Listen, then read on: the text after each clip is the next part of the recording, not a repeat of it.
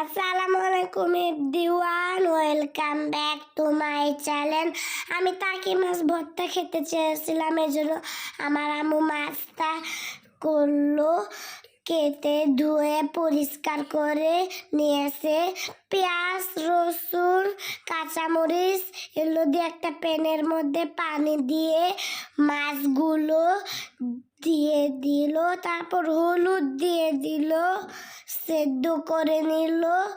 সেদ্ধ করা হয়ে গেছে, একটু ভাজি করে নিল।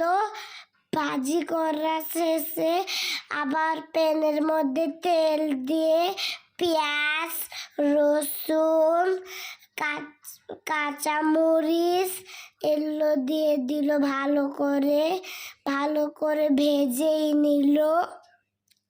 ভাজা হয়ে গিয়েছে, এখন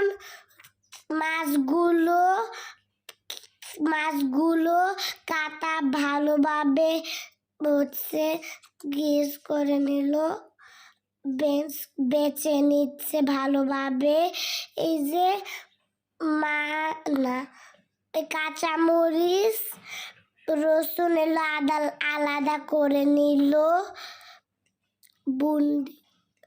লবণ দিয়ে মেখে নিল ভালোভাবে। পেঁয়াজ ভালোভাবে দিয়ে দিল, পেঁয়াজ ভালোভাবে মেখে নিচ্ছে ভালোভাবে। এই যে কালারটা কত সুন্দর হয়েছে, এই যে আমি খাচ্ছি অনেক। টাকি মাছ গরম ভাত দিয়ে খাচ্ছিলাম, অনেক মজা ছিল। তো গাইস, আজকে